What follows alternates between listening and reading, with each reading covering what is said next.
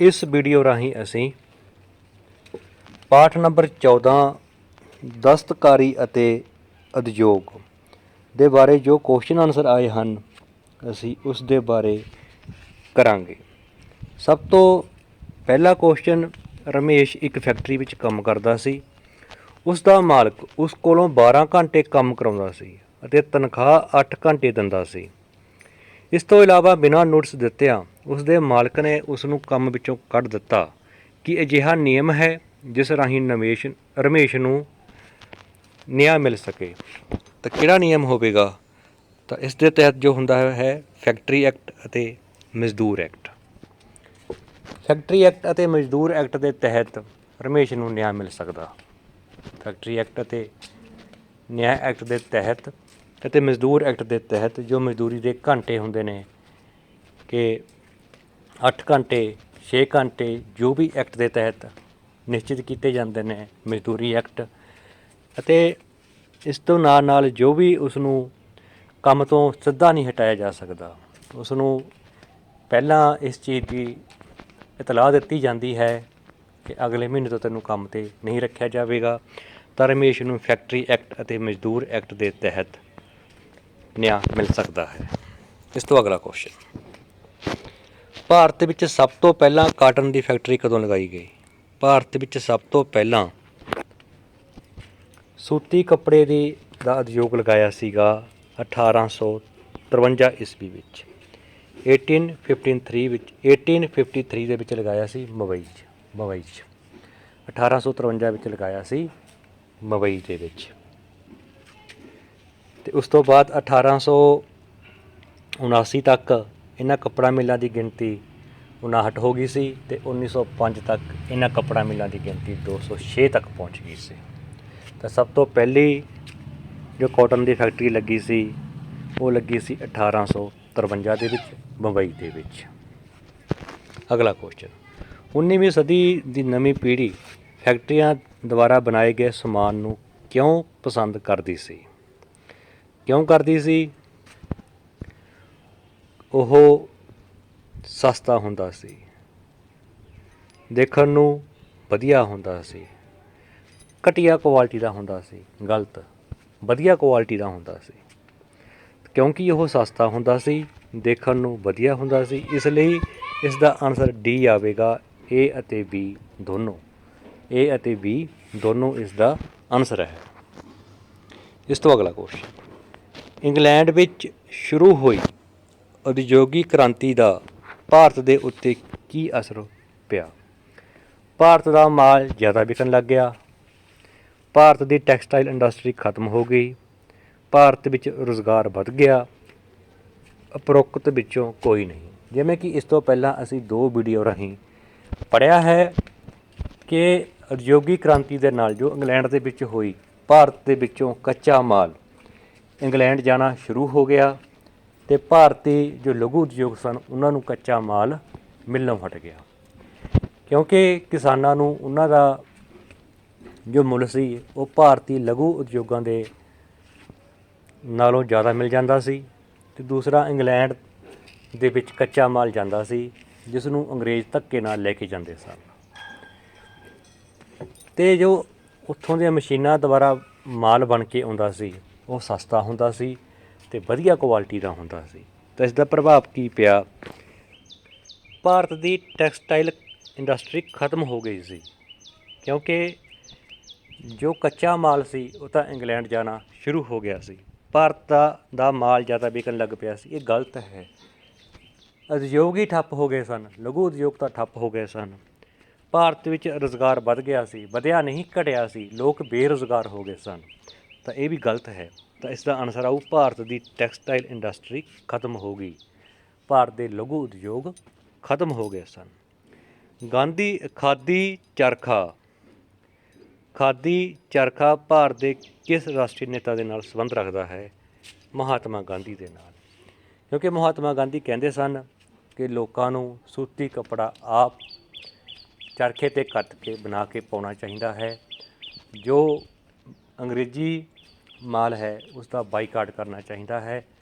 ਉਹ ਕਹਿੰਦੇ ਸਨ ਕਿ ਸਵਦੇਸ਼ੀ ਭਾਰਤ ਦੇ ਵਿੱਚ ਬਣੀਆਂ ਵਸਤਾਂ ਹੀ ਵਰਤੋ, ਨਾ ਕਿ ਅੰਗਰੇਜ਼ਾਂ ਦੀਆਂ ਬਣੀਆਂ ਵਸਤਾਂ ਵਰਤੋ।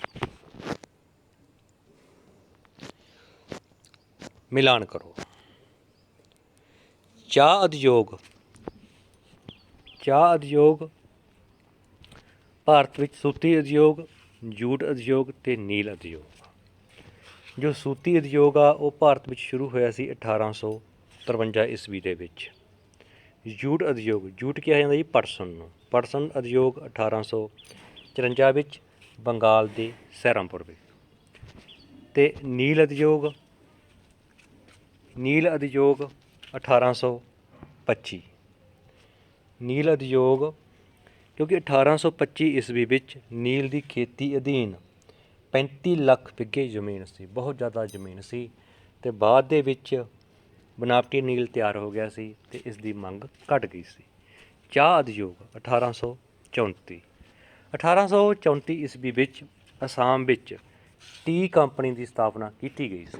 1834 ਈਸਵੀ ਵਿੱਚ ਅਸਾਮ ਵਿੱਚ ਟੀ ਕੰਪਨੀ ਦੀ ਸਥਾਪਨਾ ਕੀਤੀ ਗਈ ਸੀ। ਅਤੇ 1852 ਈਸਵੀ ਵਿੱਚ ਅੰਗਰੇਜ਼ਾਂ ਨੇ ਅਸਾਮ ਵਿੱਚ ਪਹਿਲਾ ਚਾਹ ਦਾ ਬਾਗ ਲਗਾਇਆ ਸੀ। ਅਤੇ ਕੌਫੀ ਦਾ ਬਾਗ ਗੱਲ ਕਰੀਏ ਤਾਂ 1840 'ਚ ਲਗਾਇਆ ਸੀ, 1840 ਦੇ ਵਿੱਚ ਲਗਾਇਆ ਸੀ। ਇਹ ਸਾਡੇ ਮਿਲਾਨ ਕਰੋ ਹੋ ਗਏ ਸਾਰੇ। ਇਸ ਤੋਂ ਅੱਗੇ ਖਾਲੀ ਥਾਵਾਂ। ਕੌਫੀ ਦਾ ਪਹਿਲਾ ਬਾਗ 1840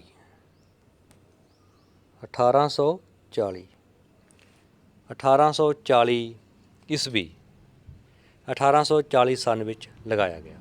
ਕੌਫੀ ਦਾ ਪਹਿਲਾ ਬਾਗ 1840 ਵਿੱਚ ਲਗਾਇਆ ਗਿਆ। ਉਦਯੋਗਿਕ ਕ੍ਰਾਂਤੀ ਦੀ ਸ਼ੁਰੂਆਤ 18ਵੀਂ ਸਦੀ ਵਿੱਚ ਹੋਈ। ਕਿੱਥੇ ਹੋਈ ਸੀ ਇਹ? ਇੰਗਲੈਂਡ ਦੇ ਵਿੱਚ। ਉਦਯੋਗਿਕ ਕ੍ਰਾਂਤੀ ਦੀ ਸ਼ੁਰੂਆਤ 18ਵੀਂ ਸਦੀ ਵਿੱਚ ਹੋਈ। ਪਹਿਲਾ ਚਾਹ ਦਾ ਬਾਗ ਕਦੋਂ ਲਗਾਇਆ ਸੀ? ਤਾਂ ਪਹਿਲਾ ਚਾਹ ਦਾ ਬਾਗ ਲਗਾਇਆ ਸੀਗਾ 1852 ਈਸਵੀ ਵਿੱਚ। ਪਹਿਲਾ ਚਾਹ ਦਾ ਬਾਗ ਲਗਾਇਆ 1852 ਈਸਵੀ ਵਿੱਚ। ਮਸ਼ੀਨਾਂ ਰਾਹੀਂ ਤਿਆਰ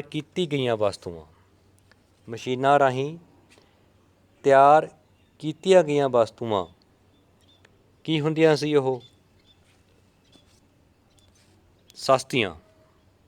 ਸਸਤੀਆਂ ਵੀ ਲਿਖ ਸਕਦੇ ਹਾਂ, ਸਾਫ਼ ਵੀ ਲਿਖ ਸਕਦੇ ਹਾਂ, ਚਾਹੇ ਲਿਖ ਲਓ। ਮਸ਼ੀਨਾਂ ਰਾਹੀਂ ਤਿਆਰ ਕੀਤੀਆਂ ਵਸਤੂਆਂ ਕੀ ਹੁੰਦੀਆਂ ਸਨ? ਸਸਤੀਆਂ। ਚਾਹੇ ਸਸਤੀਆਂ ਭਰ ਲਓ, ਚਾਹੇ ਭਰ ਲਓ ਸਾਫ਼। ਸੱਸੇ ਨੂੰ ਕੰਨਾ, ਫੱਫੇ ਨੂੰ ਕੰਨਾ, ਫੱਫਾ ਦੇ ਪੈਰ 'ਚ ਬਿੰਦੀ, ਸਾਫ਼। ਸੱਸੇ ਨੂੰ ਕੰਨਾ ਫੱਫਾ, ਫੱਫੇ ਦੇ ਪੈਰ 'ਚ ਬਿੰਦੀ, ਸਾਫ਼ ਹੁੰਦੀਆਂ ਸਨ। ਪਹਿਲੀ ਖਾਲੀ ਥਾਂ 'ਤੇ ਆ ਗਿਆ। ਕੌਫੀ ਦਾ ਪਹਿਲਾ ਬਾਗ 1840 ਈਸਵੀ ਵਿੱਚ ਲਗਾਇਆ। ਉਦਯੋਗਿਕ ਕ੍ਰਾਂਤੀ ਦੀ ਸ਼ੁਰੂਆਤ 18ਵੀਂ ਸਦੀ ਵਿੱਚ ਹੋਈ। 18ਵੀਂ ਸਦੀ, ਸੱਸਾ ਦੱਦੇ ਨੂੰ ਬਿਹਾਰੀ ਸਦੀ। ਪਹਿਲਾ ਚਾਹ ਦਾ ਬਾਗ 1852 ਈਸਵੀ ਵਿੱਚ ਲਗਾਇਆ। ਮਸ਼ੀਨਾਂ ਰਾਹੀਂ ਤਿਆਰ ਕੀਤੀਆਂ ਗਈਆਂ ਵਸਤਾਂ ਸਾਫ਼ ਹੁੰਦੀਆਂ ਸਨ, ਚਾਹੇ ਸਸਤੀਆਂ ਲਿਖ ਲਓ। ਜੂਟ ਦੀਆਂ ਜ਼ਿਆਦਾਤਰ ਫੈਕਟਰੀਆਂ ਕਿੱਥੇ ਲਗਾਏ ਸਨ? ਇਹ ਬੰਗਾਲ।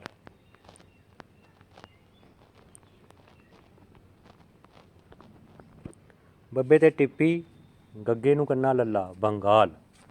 ਬੱਬੇ ਤੇ ਟਿੱਪੀ, ਗੱਗੇ ਨੂੰ ਕੰਨਾ ਲੱਲਾ, ਬੰਗਾਲ ਦੇ ਵਿੱਚ ਖੋਲ੍ਹੀਆਂ ਗਈਆਂ। ਕਿਉਂਕਿ ਬੰਗਾਲ ਦਾ ਜੋ ਜਲਵਾਯੂ ਆ ਉਹ ਜੂਟ ਦੀਆਂ ਫੈਕਟਰੀਆਂ ਦੇ ਅਨੁਕੂਲ ਹੈ। ਵਰਤਮਾਨ ਸਮੇਂ ਵੀ ਭਾਰਤ ਦੇ ਵੱਧ ਜੋ ਪਟਸਨ ਦੇ ਕਾਰਖਾਨੇ ਨੇ ਉਹ ਬੰਗਾਲ ਦੇ ਵਿੱਚ ਹੀ ਹਨ। ਇਸ ਤਰ੍ਹਾਂ ਅਸੀਂ ਅੱਜ ਵਾਲੀ ਸਲਾਈਡ ਦੇ ਕੁਐਸਚਨ ਆਨਸਰ ਪੰਜਾਬੀ ਮੀਡੀਅਮ 'ਚ ਕੀਤੇ ਨੇ। ਹੁਣ ਇਹੀ ਕੁਐਸਚਨ ਅਸੀਂ ਕਰਾਂਗੇ ਅੰਗਰੇਜ਼ੀ ਮਾਧਿਅਮ 'ਚ।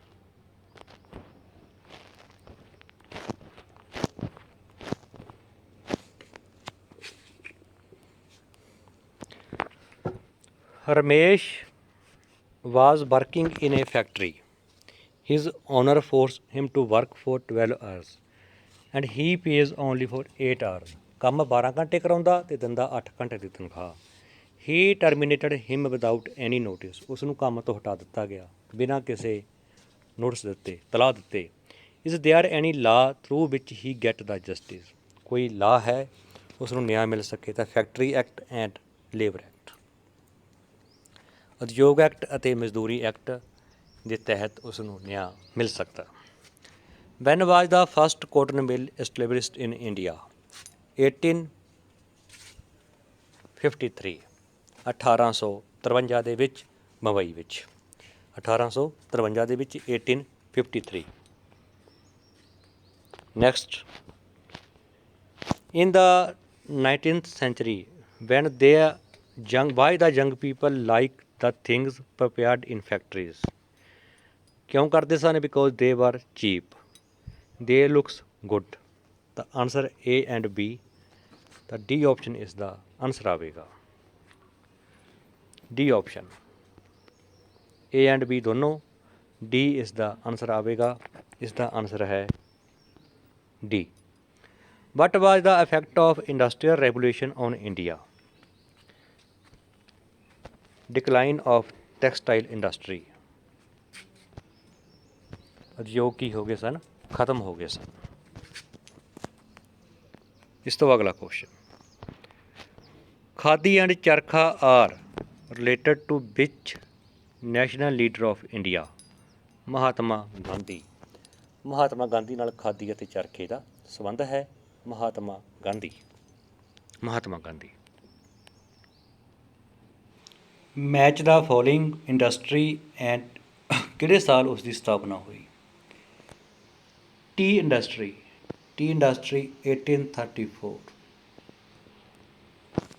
ਅਸਾਮ ਦੇ ਵਿੱਚ 1834 ਵਿੱਚ ਟੀ ਕੰਪਨੀ ਦੀ ਸਥਾਪਨਾ ਕੀਤੀ ਗਈ। Cotton industry 1853। 1853 ਵਿੱਚ ਸੂਤੀ ਕੱਪੜੇ ਦਾ ਪਹਿਲਾ ਉਦਯੋਗ ਲੱਗਿਆ ਸੀ, ਪਹਿਲੀ ਫੈਕਟਰੀ ਲੱਗੀ ਸੀ ਮੁੰਬਈ ਦੇ ਵਿੱਚ। ਜੂਟ ਇੰਡਸਟਰੀ ਪਟਸਨ ਉਦਯੋਗ 1854। 1854 ਦੇ ਵਿੱਚ ਬੰਗਾਲ ਦੇ ਸੈਰਮਪੁਰ ਵਿੱਚ ਜੂਟ ਦੀ ਫਸਟ ਇੰਡਸਟਰੀ ਲੱਗੀ ਸੀ 1854 ਦੇ ਵਿੱਚ। IndiGo industry 1825। 1825 ਵਿੱਚ ਨੀਲ ਦੀ ਖੇਤੀ ਅਧੀਨ 35 ਲੱਖ ਵਿੱਗੇ ਜ਼ਮੀਨ ਸੀ ਤਾਂ ਇੰਡੀਗੋ ਨੀਲ ਹੁੰਦਾ ਗਾ। ਇੰਡੀਗੋ 1825।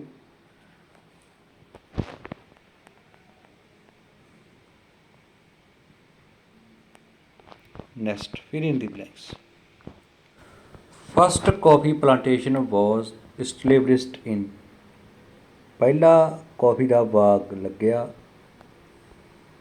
1840 AD 1840 ਈਸਵੀ ਦੇ ਵਿੱਚ।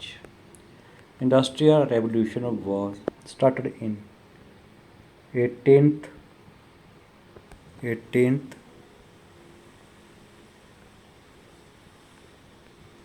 century। CENTURY century 18ਵੀਂ ਸਦੀ। CENTURY 18th century। 18th century CENTURY century। First tea plantation was established in?